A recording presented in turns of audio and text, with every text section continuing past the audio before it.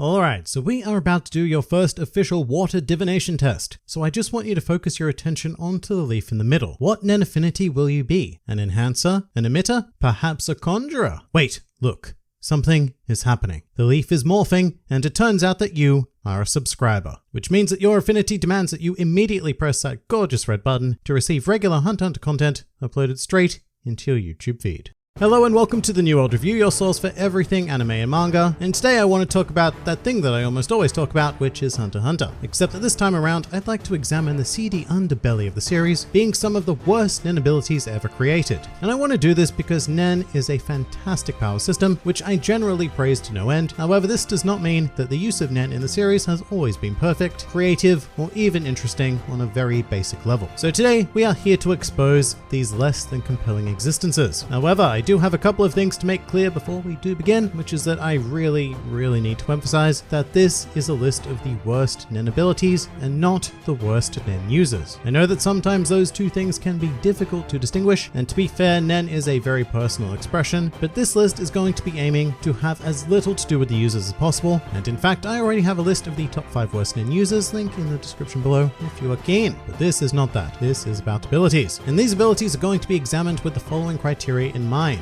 potency, versatility, and ease of invocation, because Nen is not straightforward, and the best abilities in the series, in my opinion, are able to achieve all 3 of these, while the worst are often lacking in at least 2 of those areas. And one more criteria I am adding to this examination is that I am instantly going to eliminate any Nen ability that consists of some form of Aura Blast. And an example of an Aura Blast would be Revolt in Heaven's Arena, who used it to boost his wheelchair, or the Chimera Ant Blaster, whose ability was simply to produce many small Aura Blasts in order to mimic gunfire. And my reasoning is because Aura Blasts are just far too generic and generally far too boring, unless they're being performed by Xeno Zoldyck, of course, who is an undisputed boss. But to be honest, if I didn't ignore them, then Aura Blast would fill the top 5 immediately and probably even the top 10, so this is for the best. And finally, all Nen abilities on this list here today must be canon, because I really have no desire to explore many of the non-canon underwhelming Nen abilities. But with that out of the way, let's begin. Welcome to the top 5 worst Nen abilities in Hunter x Hunter.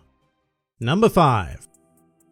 Ambereddraws' Nen Exorcism. Commencing our exploration here today, I cannot help but begin with Nen Exorcism in general, because this has always struck me as one of the most niche and less than versatile abilities to have ever developed in this world. The weird thing about Nen to think about in retrospect is that it is still a greatly kept secret from the world at large, so the percentage of people in need of a Nen Exorcism is so ridiculously low. I mean, the Hunter Association, the largest concentration of global Nen users, has under 700 members, so this world at most surely only has a couple of thousand of Nen users who actually understand what they're doing, and maybe a few thousand more like Komugi who invoke it unknowingly. And to add to this, Nen curses themselves, which the exorcism dispels, are also a particularly niche practice, thereby lowering the need for them even more. The series itself has very disproportionately represented the amount of Nen curses that one is likely to encounter in this world, but even once an exorcist has found a charge, here is the real kicker. Once they remove said Nen curse, they effectively replace it with another curse, only this time it affects the exorcist themselves. So in the case of Mr. Ambereddraws, once he removes a curse, he then needs to conjure a Nen beast, the size of which is roughly equal to the power of the curse. And in the case of dispelling Genthru's countdown ability, it resulted in a massive symbiotic creature coming into Ambereddraws' life, which would only go away once he had fulfilled the original conditions of the curse. And given what happened in the Genthru situation, I don't even want to know what Ambereddraws had to take on board to remove Krapika's curse from Krollo. And yes, there are other Nen exorcists in the series, one of which is Hina, who is a specialist whose belly bloats in direct correlation to the power of the curse removed, but Ambereddraws' exorcism style is by far the least appealing to me. And to be honest, the only reason why it doesn't appear further down this list is because due to the rarity of the power, he could make a ton of money helping any afflicted Nen user, and of course the exorcism can also be used to remove curses placed on Ambereddraws himself. So it is far from useless, but it requires such a specific situation and has little to no versatility outside of said situation, so here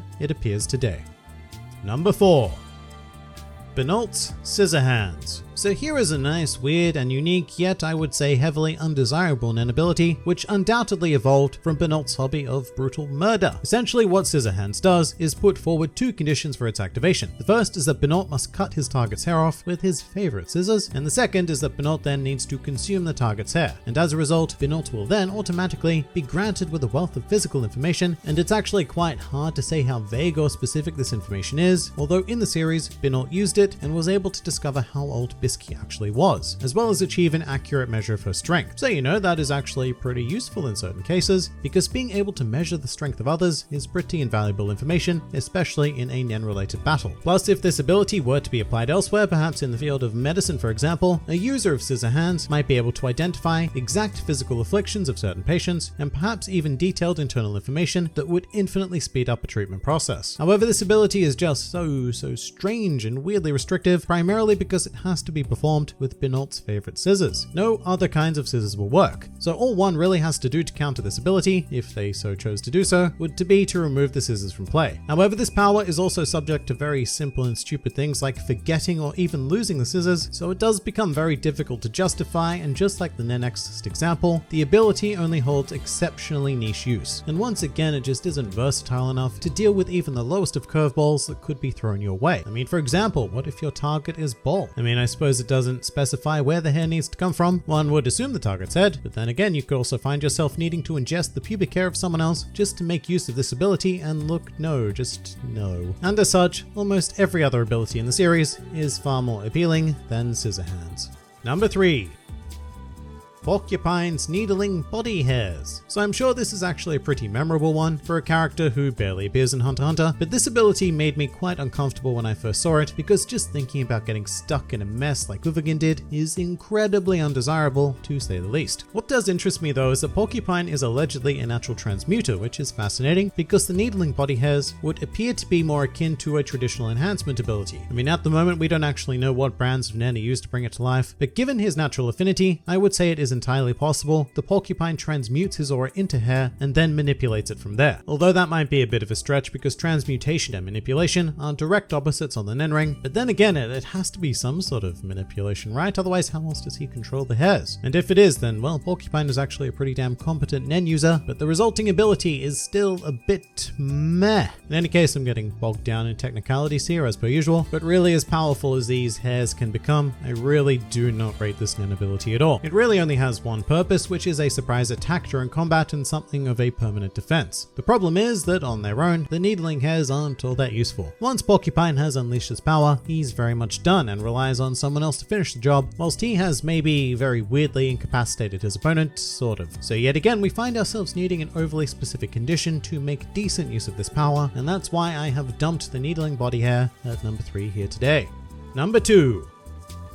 Squalus dog manipulation. So before we get started here, might I just say that I personally love this ability, and Squala, prior to his untimely death, was very much living the dream of having a pack of very cooperative dogs, with his sole purpose in life being to take good care of them in exchange for their services. Now, with all of that said, when this ability is considered within the greater context of the Hunter x Hunter world, I just can't really bring myself to replace it on this list with almost anything else I can think of. The big thing I will give dog manipulation is that it is indeed versatile, unlike most powers we've explored, and the dogs can perform an incredible array of mundane life tasks, which would admittedly be nice, but the fact that it requires roughly 1 billion dogs to be useful is a big restriction. It's not easy to invoke, and also in order to keep it active, you need to effectively dedicate yourself full time to caring for the dogs, which may or may not be appealing to some. So being able to just use this ability at all really does require one hell of a sacrifice, but my final point for placing dog manipulation here is that a lot of this is possible without the use of Nen. Dogs can do absolutely phenomenal things in real life after investing probably an equal amount of time into training them as Squala does into taking care of them. I mean, no, you can't send them on spying missions, and it's very, very rare to have them pushing in a serving cart full of delicious dinners, but a lot of this is possible without Nen, and so as much as I love it, Squala's dog manipulation almost certainly belongs here. However, there is still at least one ability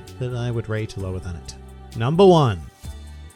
Ramot's Feather Blades. Oh, Ramot, you foolish, funny bird thing. So here is an incredibly simple ability for a very simple ant, which is that Ramot will use his aura to transform his feathers into blades. And yeah, that's kind of pretty much it. Pretty boring if you ask me, but at the same time, I will give Ramot a shred of credit in this matter, because to be fair, he is a natural enhancer. So the fact that he was able to do something, anything, that wasn't a basic invocation of Nen is laudable, but at the same time, he is still pretty incredibly underwhelming. And the main problem, I guess I have with Ramot is that he has restricted this phenomenon to his feathers rather than anything else that could have been enhanced, like perhaps his hair, toenails, or even his strange bird whisker things. But here's the thing, at least when we were discussing Porcupine, that power allows him to control all of his body hair rather than just a select segment of his arms, making his abilities somehow much more versatile than Ramot's by default. And look, maybe it's not fair to judge Ramot based on his mere few days of life, but we are going to anyway because that is the exact point of this list, and feather blades simply do not quite cut it, no matter what excuse you make for them. And I really don't know what else to say about feather blades, that's just how meh they are. And you might initially think that this is Ramot's answer to not being able to pick up actual blades because he has wings for arms, but